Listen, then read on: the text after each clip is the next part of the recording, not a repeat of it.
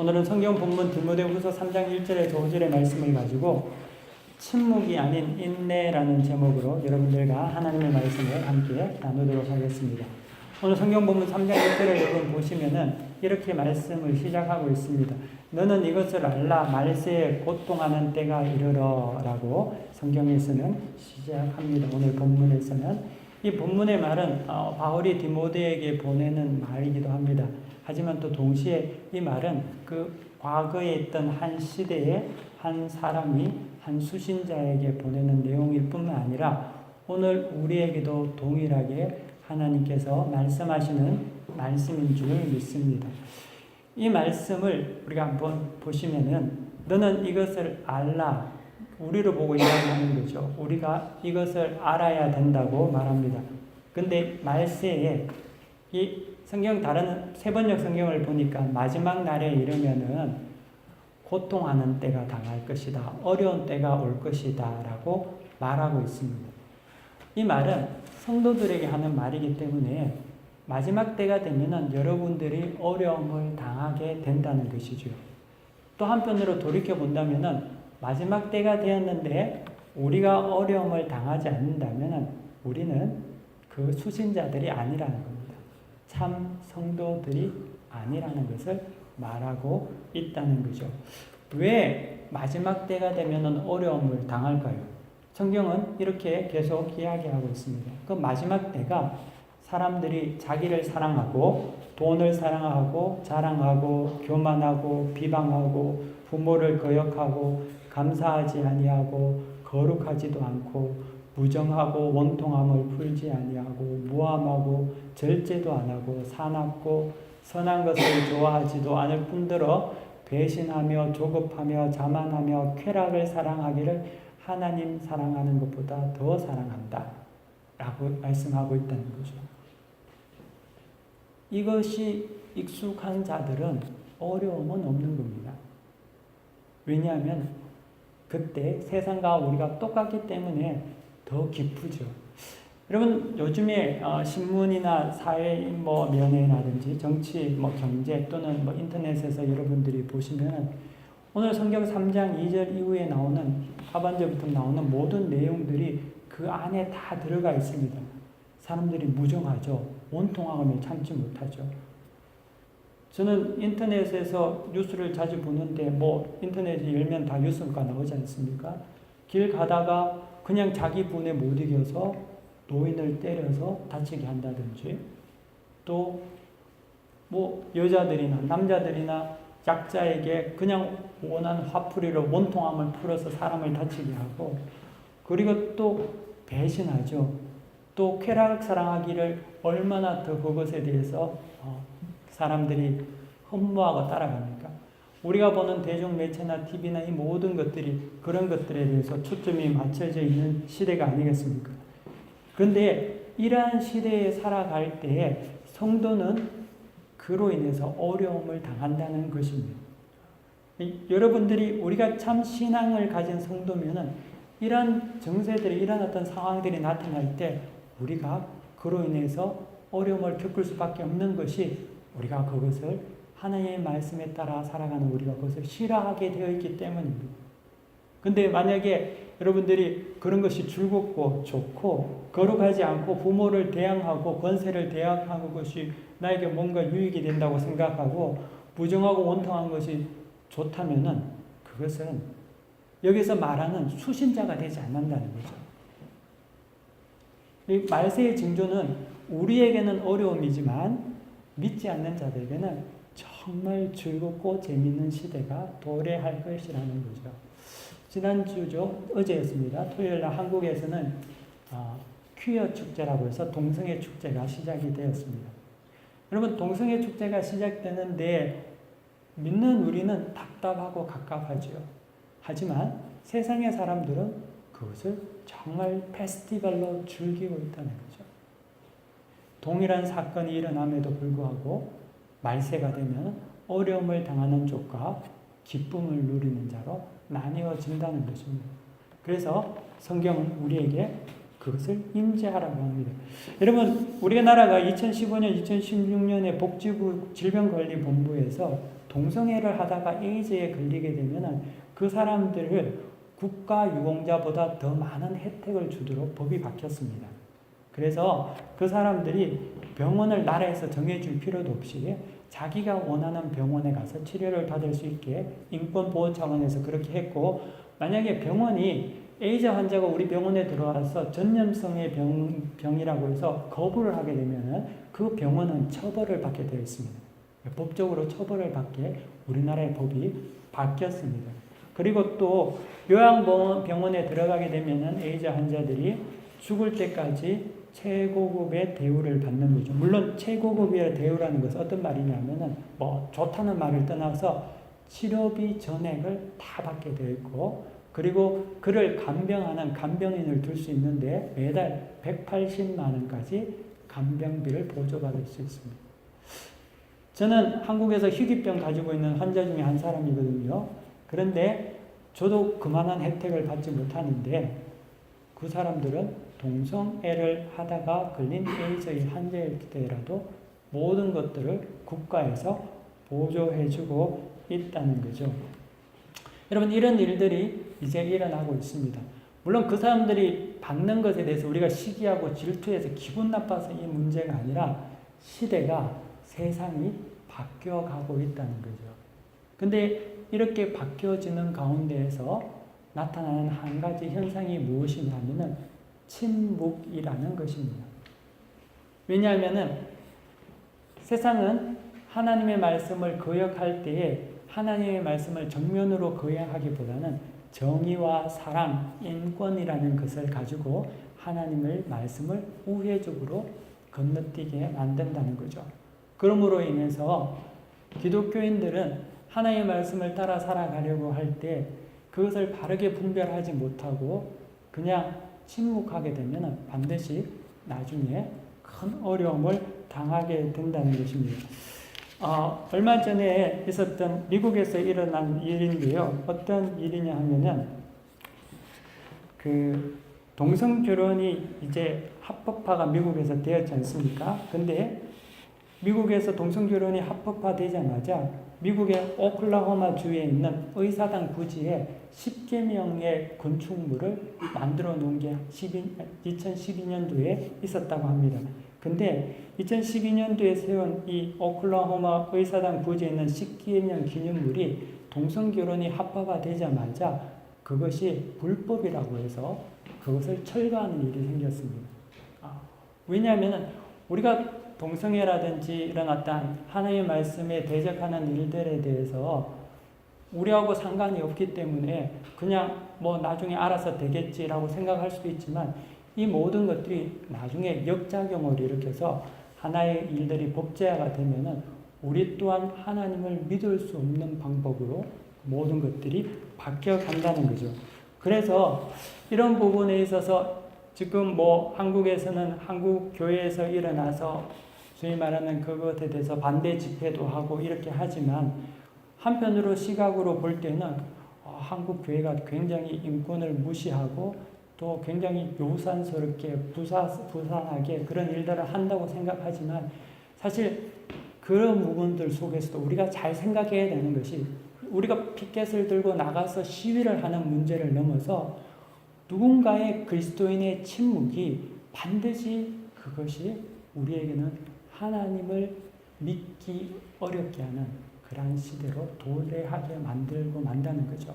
근데 그 믿기 어렵다는 것은 우리만 믿는 것이 어려운 것이 아니라 하나님을 믿기 어려워지는 시대는 반드시 심판이 온다는 것입니다. 그래서 기독교인들은 사실 침묵을 하는 것이 아니라 그 침묵에 대해서 온전한 인내로 그들에 대해서 바르게 이야기하고 나아가야 할 필요가 있다는 거죠. 여러분, 악한 자의 공격보다 여러분 더 애통하게 만드는 것은 의인의 침묵이라는 것입니다. 적의 비난보다 친구의 침묵이 더 마음을 아프게 만들고 고통을 주는 거죠. 세상이 죄를 지어서 세상이 멸망하는 것이 아니라 의인이 침묵하기 때문에 세상이 더 많은 악으로 치달아 간다는 거죠. 한 학교에서 학생이 왕따를 당합니다. 그런데 그 왕따를 당하는 그 옆에 가장 친한 절친이 아무 소리 하지 않고 있습니다. 그 왕따당한 소녀는 자기를 미워하고 왕따시키는 사람보다 내가 정말 의지했던 친구가 자기에 대해서 아무도 변론하지 않는 것에 대해서 더 큰 상처를 받는다는 거죠. 근데 우리가 정말 믿음을 가진 신앙인이라고 살아가는 자들이 이렇게 살아간다는 거죠. 왜 그럴까요? 왜 우리는 침묵할까요?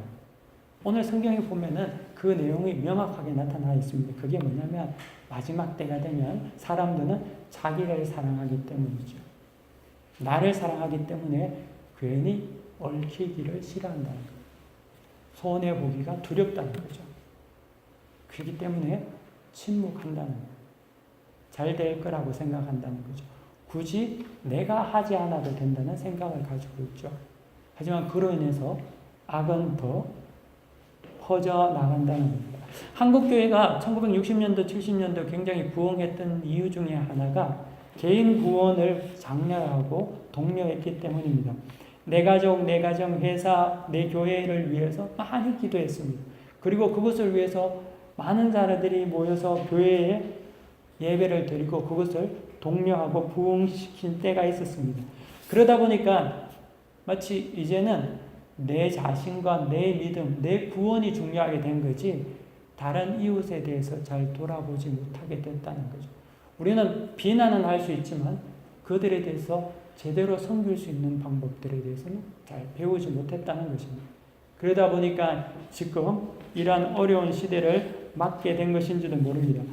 그러나 여러분, 침묵과 인내라는 것은 다릅니다. 침묵은 나에게 오는 손해가 두려워 감정을 숨기는 것임을 반해서 인내라는 것은 손해를 감수하면서까지 참는 것을 말합니다. 그래서 인내 속에는 반드시 하나님의 말씀과 그에 따른 행함들이 있다는 거죠.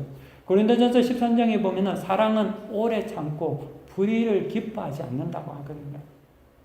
근데 우리는 잘못 이해하는 것이 사랑은 불의까지도 용납한다고 생각을 하고 그것에 대해서 침묵한다는데 문제가 있다는 거죠. 그렇기 때문에 우리에게는 침묵 속에서 악이 득세하고 그리고 침묵으로 말미암아 세상이 변질되어짐을 우리는 알 필요가 있습니다. 대신 우리가 인내할 때, 인내라는 것은 어떤 것이냐면은 하나님의 말씀을 통해서 불의에 대해서 이야기한다는 거죠. 그로 말미암아 당하는 어려움을 인내할 때 그것이 악한 세력을 묶는 그런 역할을 한다는 것입니다. 베드로와 요한이 복음을 전하다가 공회에 잡혀서 신문을 받게 되었습니다. 그리고 위협을 당하게 되었습니다. 그때 공회에 있던 사람들이 베드로와 요한에게 이렇게 말합니다. 다시는 그리스도의 복음을 전가하지 말라고 말합니다. 그때 베드로와 요한이 그들에게 이렇게 말합니다. 하나님 앞에서 너희 말을 듣는 것이 하나님의 말씀을 듣는 것보다 옳은가 판단하라 라고 이렇게 말합니다. 신자는 사람 앞에서 행하는 자가 아니라 하나님 앞에서 행하는 자지요. 그렇기 때문에 우리가 말씀을 기준으로 삼고 온전히 율법을 지키려고 하게 되면은 이것은 사람을 두렵지 않아서 세상이 두렵지 않아서 그런 것이 아니라 인간관계가 파괴되는 것이 두렵지 않아서가 아니라 하나님을 더 사랑하기 때문에 할 수 있다는 거죠. 그럴 때만이 침묵하지 않고 인내할 수 있는 하나님께서 우리에게 말씀을 온전히 전가함으로 인내할 수 있는 자들이 된다는 거죠. 말세의 증조는 자기를 사랑하는 것이라고 이야기했습니다.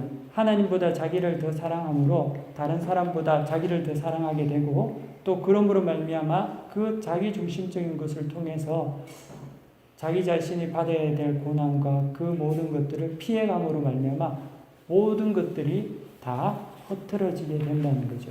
하지만 성경은 우리에게 그렇게 가르치지 않는다는 것입니다. 성경은 신명기 22장에 보면 이렇게 말합니다.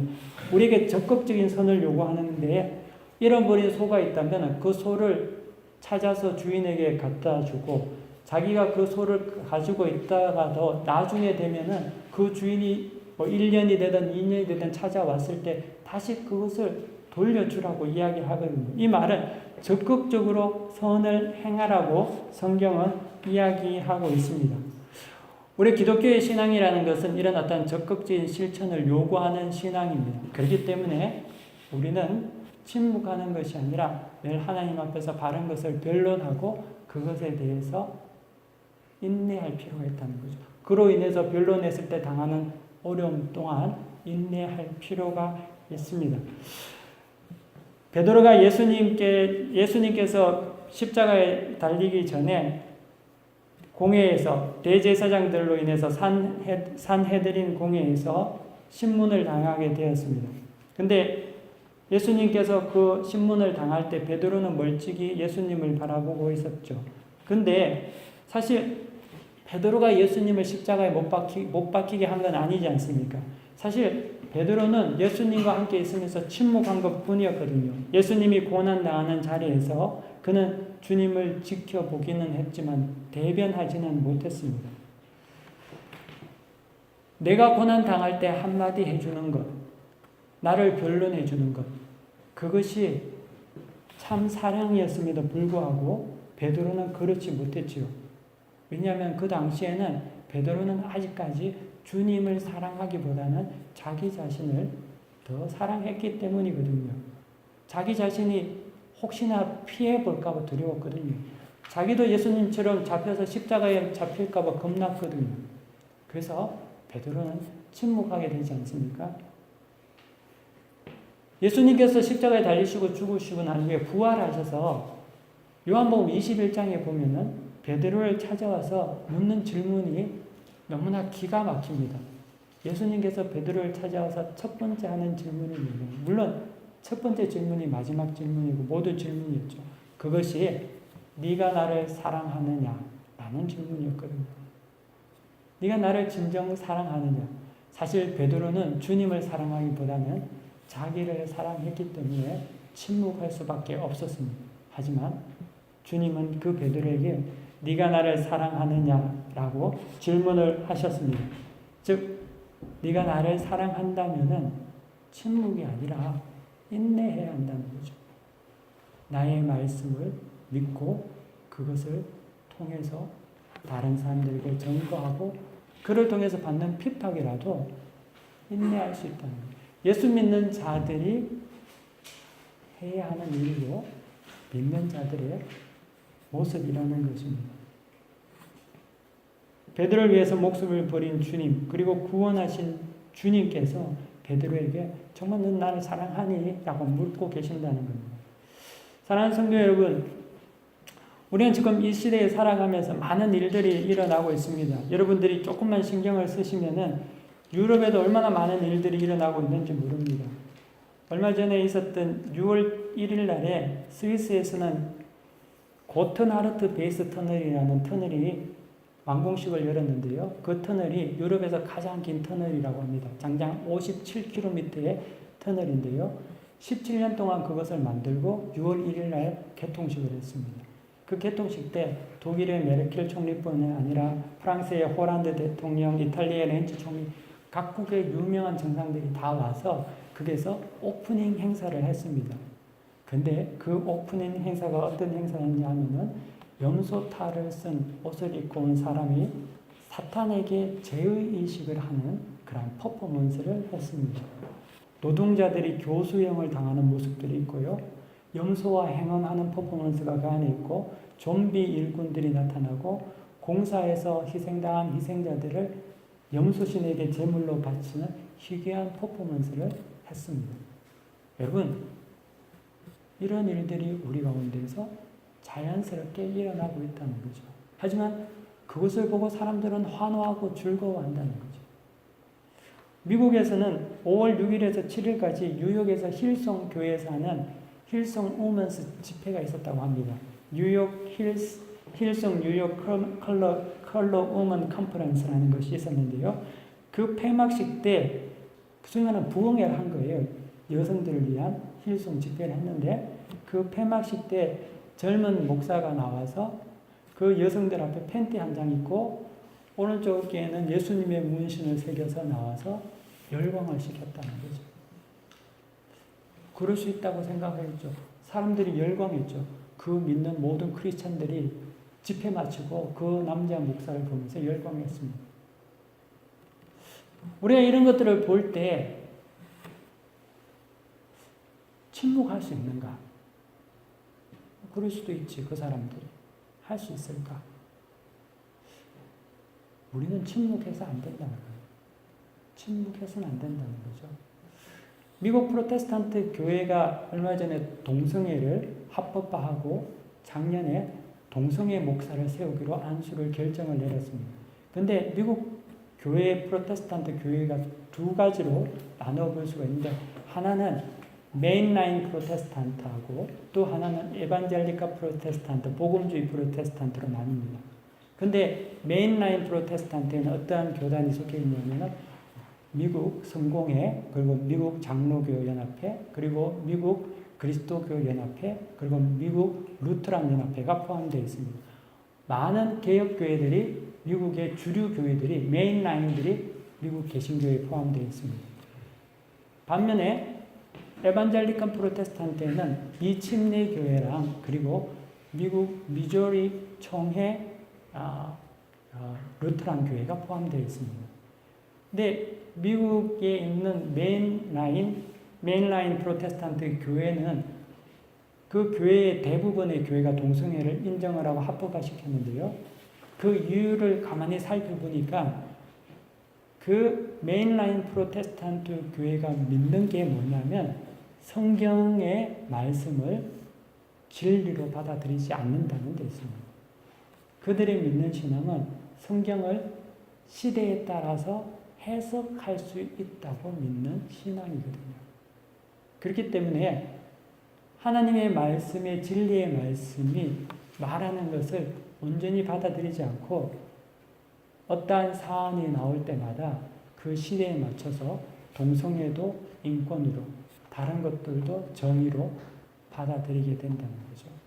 그러므로 당연스럽게 그 교회들은 동성애를 합법화시킬 수밖에 없는 교회들이 되고 말았죠. 사랑하는 여러분, 저는 우리가 하나님을 믿는 데 있어서 하나님의 말씀을 전설이나 신화나 우리가 가변시킬 수 있는 무엇인가로 믿는 그 순간부터 우리의 신앙이 반드시 변질된다고 믿습니다.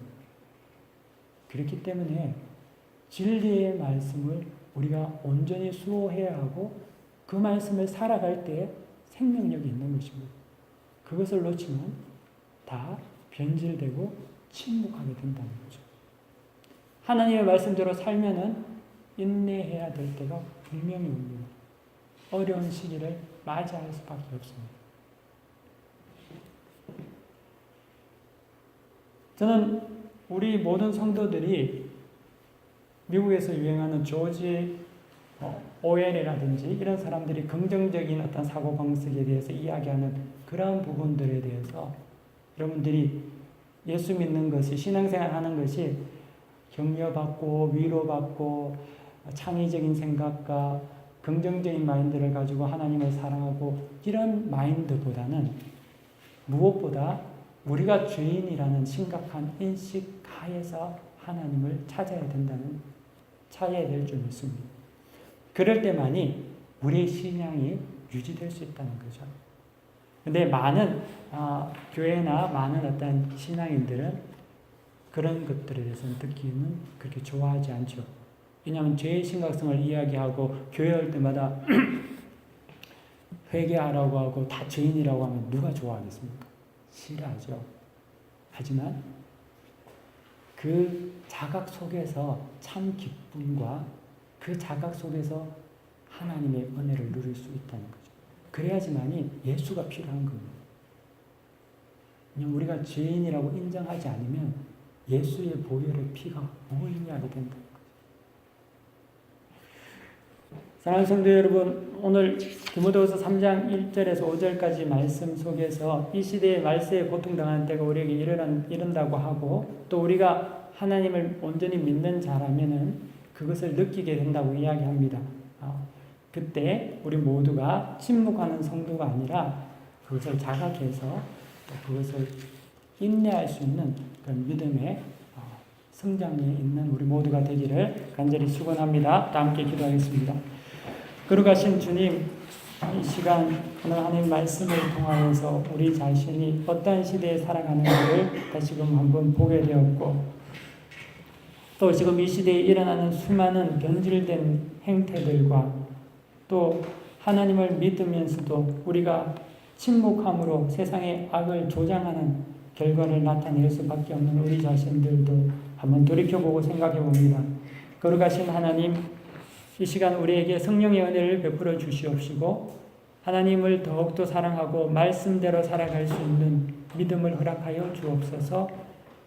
세상의 사교와 같이 하나님의 말씀을 이리저리 변질하는 것이 아니라 하나님의 말씀이 진리임을 고백할 수 있는 은혜를 허락하여 주시옵시고, 그러므로 말미암아 그 믿음으로 침묵이 아닌 온전한 인내로 세상을 변화시키고 또 그들을 품을 뿐만 아니라 또 그들에게 온전한 하나님의 말씀을 교훈을 나눌 수 있는 우리가 되게 역사하여 주옵소서. 이곳에는 한 사람 한 사람 모두가 성령의 은혜 받은 자가 되어서 세상을 변화시키는 믿음의 일꾼들이 되게 주께서 인도하시고 축복하여 주시기를 간절히 바라며 예수 그리스도의 이름으로 기도드립니다. 아멘. 함께 자리에서 일어나셔서 대찬송 부르시겠습니다. 찬송가 407장입니다.